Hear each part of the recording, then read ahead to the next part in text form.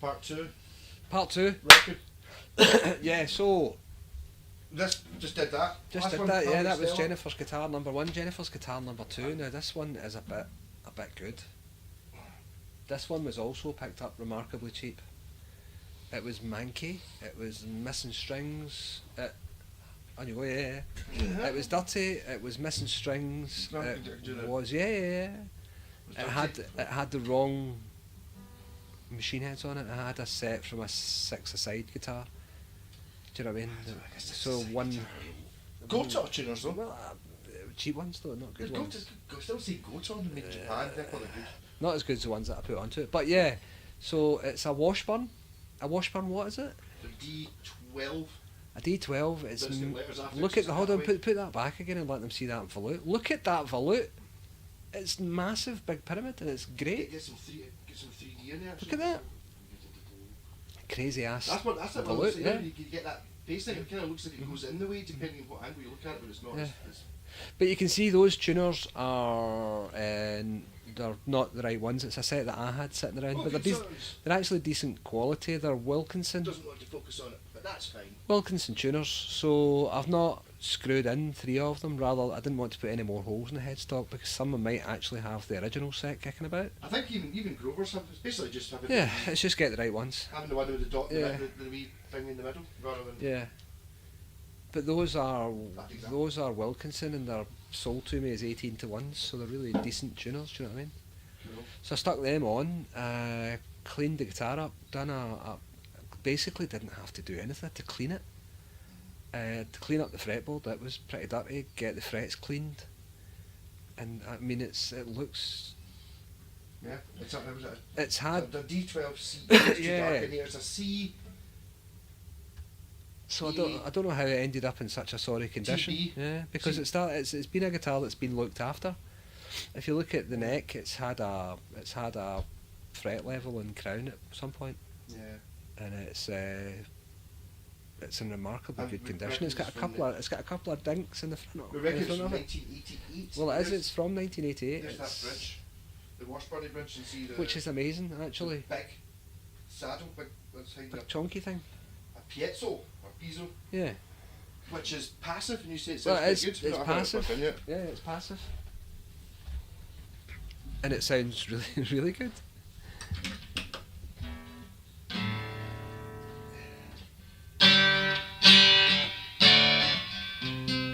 Buzzy. But no, I mean it sounds good.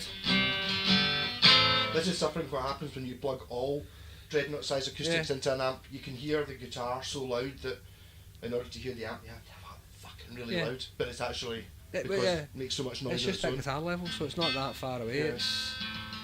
So I was puzzled by this because it's not got any preamp inside and no battery, and it's completely passive. Yet it sounds really nice. Now I've put cleaner in them, but they've been sitting still for so long that they've still got fragments of rubbish inside floating around. But that's a use thing. So this was found at the same car boot sale that the Harmony was at a different vendor, and it was in quite a sorry state for itself. But Jennifer again saw it and went, "Oh, that looks like it could be quite good. It's quite nice." And again, she picked it up for Chris Kashuda. It was before sale. So, 25 quid. fuck's sake, that's ridiculous. Don't tell them that. Don't tell the internet though, right? No. That I told you, yeah. So yeah, 25 quid. And it's It doesn't. There's nothing fucked about it at all. It's like you always look for the belly. yeah, honestly, there's nothing. It's lovely. It's really nice. The neck's nice. It's been played. It's not mint. There It's are well remember. It's 30. surface scratches. Was it 37 years old? Yeah. 88. No, it's 2002. Must be 22. It must be an even number. Oh, it's an even number. Yeah, 38. Yeah, 36 years old. 36. That's it. 36 years old. So well vintage. So yeah, well, if you were 36 years old, you're going to be carrying some sort of gougery. Do you know what I mean? I know I certainly am. Yeah, no, it's. But it's not. There's nothing affecting playability, No. and it was really cheap and again from a car boot sale. Because if you look online, they're actually they sell for between 280 and 350, They must have got. depending on how good Yeah. the condition is. But that's actually quite good condition. It's quite good, yeah. Because it's not had any breaks, and there's nothing. Do you know what I mean? No deep gouges. There's only those 2 scratches there, but all they are is through the through the undercoat. We just. Generally, when you get a guitar like this, that's Yeah. completely untouched at this age, there's probably something wrong with it. That's why it never got played. But you So- wonder the history. How could that have ended up in a car boot sale looking sorry for itself when it's been looked after for at some part of its life? Has it been involved in a divorce case? Was it smash up acoustic guitars? in was it divorce case? stolen? Did Was- somebody die? Was it an estate sale? I don't know, because it's. Do you know what I mean? You wonder about guitars like that. Well, That was- electric acoustics were not common in 1988. no, Really? they were quite expensive, and I know that one's not high up the range. The electrics probably cost a fair bit. Yeah, but I mean, it's. I don't think it's. I'm not putting this out saying it's a valuable guitar. It's just a particularly well made guitar. Yeah, It's it's- actually made in Japan as well. So, Is it? well, yeah, they were made in Japan according to the internet. Oh, Whereabouts? I- Where were they making them in? Where were they making the guitars? They were making the one I've got, the 30 and the 32. And where were they making them? They were Terada in Japan. In Japan. Yeah. Yeah. But I don't know. I mean, there's definite similarities in it. Yeah. Well, they're Japanese. That's the thing about them. I'm not sure about that I know ETA. that is a Japanese guitar. That one. It could be. It would Yeah. kind of explain why it was so good, to be honest. I assumed it Well, when you was- look at the neck, how good the neck is, it's just Yeah. tremendous. It really is. The finish on it and the volute at the back and the bracing inside, and it's all really nice and clean. Mhm.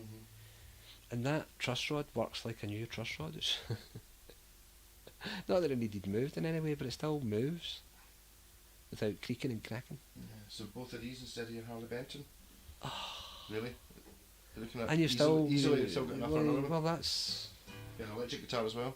yeah. Well, actually, that's a fact because we've got the third guitar from the same place, just coming inbound. Well, the third guitar in the same place.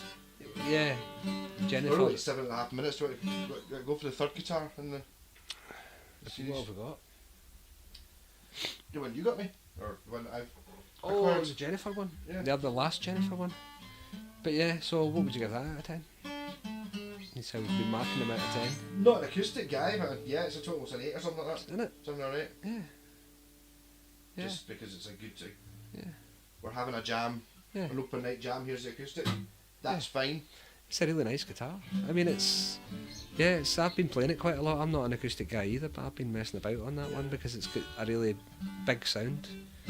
What's it they call that body? Is it an auditorium style body, the deep one? It's got quite a nice big deep body on it. It's like it's hard to the mine are very Yeah. much round here. Which I Yeah. think this one might be as well, but you can't see it because it's. I think it might actually be the same shape as mine. It might well be, but As they're opposed to- usually they're normally squarer, but this Yeah. is like Washburns were slightly more. But it's this is got- where this comes it's in. got a nice deep cut, deep body. Yeah. Nice thick guitar. Maximum frettage. It feels really weird actually kind of. Doesn't it? Cutaway. I don't Yeah. think I've ever owned a cutaway acoustic. I'm well impressed with Yeah, it. acoustic doesn't count. Yeah. My pal Mo used to be able to play Shine On You Crazy Diamond on a full scale dreadnought. Really? Which involved only playing in like the last 2 frets. The Wow. with a 2 fret bend. And did it work? Yes. He couldn't play the chords though because he was so used to he would hit a chord and it would be because he would just be and he'd obviously have to play over the top. What you've got to do, Something see when you're like that. learning something on the guitar, you've got to think about practical gains, right? When you're learning a song, Yeah. top tip, Top tip. Don't Make- try and learn Shine On You Crazy Diamond on an acoustic. You're even in this. it's you've like got to think of never- how you're going to practically apply any of what you've learned. Do you know what I mean? That's what you need to think about. How is it going to apply? How am I going to use that? It's like a lot of the shreddy stuff. You'll see people looking at shreddy passages on Instagram that look super complicated and really hard, and they're like, "Oh, I want to be able to do that," and they'll invest weeks and months Yes. and weeks and months and months to be able to do that particular lick. But when you achieve it, it's like, what am I going to be able to do with that? Yes. I did that with the neo-classical stuff because nobody else was into it. Everybody else was into punk at the time. So you go and jam and you'd try to do it and it'd be like, no. You've got to be clever to be able to put it in. I've tried to learn anything like that. I mean, a lot of people learn learn basics. that way. It's non-linear learning. I don't know why people do it. It's linear learning. Yeah. Non-linear if you just keep jumping straight to the top. Oh, right, okay. Linear, you Yeah. work your way through things. That makes sense, yeah. Non-linear learning doesn't really work with guitar. You really need to work your way through things. Yes. Why it does it? So it's like. I mean, that's what I was finding. See, whenever I was learning guitar before, when I learned it from tab, I would forget it as soon as you took away the tab book. Whereas things that I've worked out, I played the guitar for 6 months. I still remember how to play because I worked it out from. God, I wish we had that stuff back. God, I had to put money on records to slow them down. Put pillows against the edge of the record so as it would make it run slower, so as you could hear what was going on. I'd gone into. A top tip was putting 33 records up to 45, and it made the bass, whatever was getting happening on the bass, was going faster, but it was clearer. You could hear, you could actually hear what was going on. And all you had to do was right, and then you could go down and that's how we done it back in the day. Very clever. Mine was very much. I made myself sound ancient. But it was listen to it and then transpose it. You couldn't play them both at the same time because I didn't realise there was such a thing as concert pitch, and that my record player probably played really fast. Took me the longest time to work that one out as well. Pitch and concert pitch and what was going on with the tunings in my records. I just assumed that everyone tuned differently. I didn't realise there was a lot of things that I thought it was me. I thought I just must be a terrible guitarist that I can't do this and it doesn't sound right when I'm playing it. But it turned out it's because the arseholes were tuning down. Not telling us young kids, we're trying to play like it looks like he's playing an E, but how come it doesn't work on my guitar? Or when they're playing a solo and you're trying to watch it. Yeah. And you go home. They're playing the ones with dots on it. Why is it? Yeah. Why is it not the ones with dots on it? Well, the thing about it, back then it was you had to go to the gig to see them doing that, and then you had to hold it in your head, like, got it, and get it all the way home. You're like, that's a skill that the youngsters don't have. Yeah, Rory Gallagher. I remember I went to see him, and I was just absolutely astounded. How did he make that noise out of one guitar? Oh. He literally came onto the stage himself with a. Wasn't it a Strat? It was a Telecaster he came out with in the Pavilion, not the Apollo. Right. I don't know what was happening there because you'd have thought it'd be the Apollo in Glasgow. That's where they usually play. And the Pavilion's directly across the road, and it was usually just family theatre and stuff like that. That's where Rory Gallagher played. And he came out and just done the first half of the gig on his own. Right. Just him and his guitar and a wee amp down off to the side, a wee tweed thing. And that was it. It was brilliant. Yeah, he was just like, it sounded like more than one guitar all the time. It was like, what's he doing? He's awful good, Rory Gallagher. I don't like blues, but him I can. I mean, even the stuff that he done, it was really untidy a lot of the time, but still total genius because it's all together. It's the one thing. Yes. You pick apart into the wee nitty gritty bits. It's very untidy. Yes. I mean, and all over the place. But everything's got a place, and do you know what I mean? Yeah. Rory Gallagher. Yeah. I don't know how we got to him, but yeah. Well done, Jennifer. Yeah, so you might see this for sale on Facebook Marketplace. Probably, yeah. Maybe. If you do, it's this one. It's really good. You can both say so. Yeah, so I'd probably give that as acoustic score about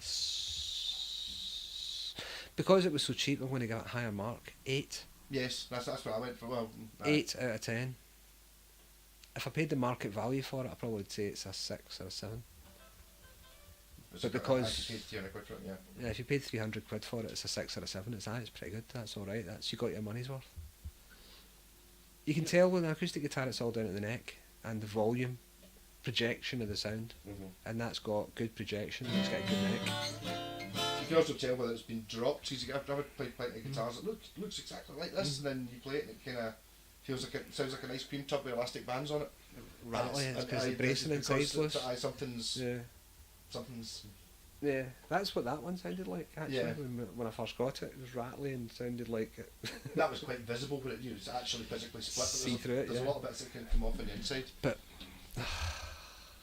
well done, Jennifer. But this is another thing. Go to car boot sales, buy guitars. It seems to be the sound, doesn't it? And if you're in Scotland, take them to him and he'll sort them out. Yeah. Not me, him. Don't buy Harley Dentons. Harley Dentons call it him. Harley Benton can bite my shiny metal something. Yeah. I don't know if I should swear anymore about Harley Benton. It's Just going to ingrain itself in me. This is a different video. It's the same day and the same. You were still talking about Harley Benton. Yeah, Spilled my pint. Looks at my bird funny. Called one lass a whore. Called one lass a whore. What was that from? Fizz? Probably. It was those Said guys. the sexist. It was the, Oh no. the guy that always fought with people, and that was one of the things you call one lass a whore. Biffa. Yeah. That was one of his things. He would The always bullies, rush in yeah. and say, "Did you call my sister a whore?" Everyone. Yeah. Did you spill my pint? Did you spill my pint? Did you? I fucking did. Own up to it and buy him another one right now. I don't want a pint. Maybe a pint of A cup of tea, please. yes. Cup of tea and a biscuit. A nice hot one. Yeah. Biscuit to make like you off it. So that was the second guitar of the journey. We've now managed to talk another 7.5 minutes, so we're at 15, and it's enough for this video, and then we go on to the last one. Yes. Rock on. What, missed it.